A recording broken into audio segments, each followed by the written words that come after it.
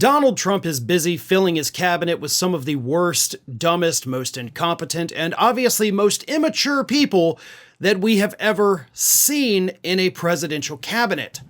And it turns out not all Republicans are thrilled with what is happening here. Oh, they're not necessarily mad about the caliber of people that Donald Trump is picking. They like that.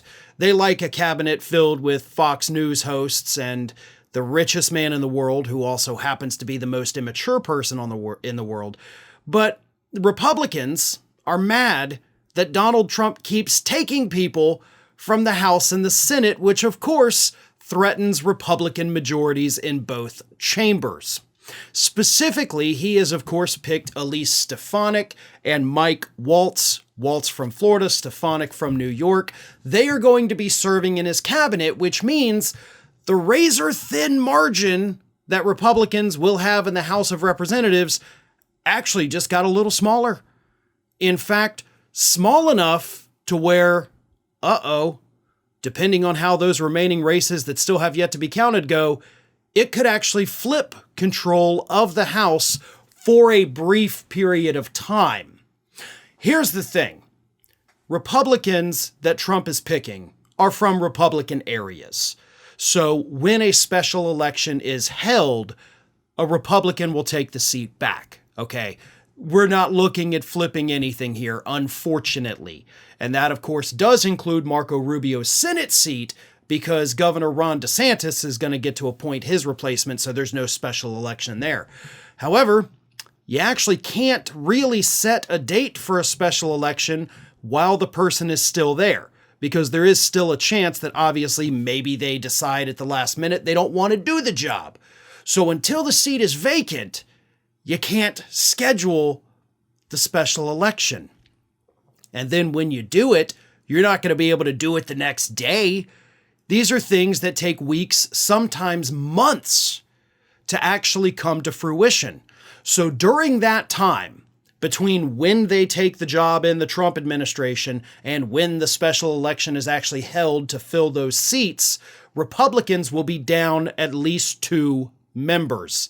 And that could make all of the difference in the world. Rubio, because that's an appointment for DeSantis to make, that'll be filled lickety-split. But here is what Republican Majority Leader Steve Scalise, had to say. He knew that if he won the election, this would be his last opportunity to serve as president of the United States. I know he's already pulled a few really talented people out of the House, hopefully no more. So even Scalise, again, Republican Majority Leader in the House, is like, hey, could you not? Yes, eventually Republicans will take those seats back, but we don't know how long that's going to take.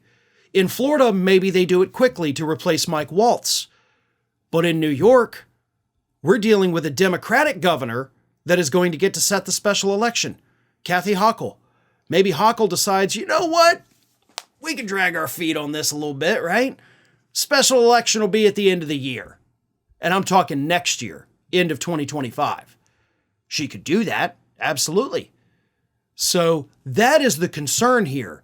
Not that they're going to lose the seats forever, but that they could lose them for an extended period of time during which the House could, again, I don't think it'll happen, but it's still a possibility, be under Democratic control.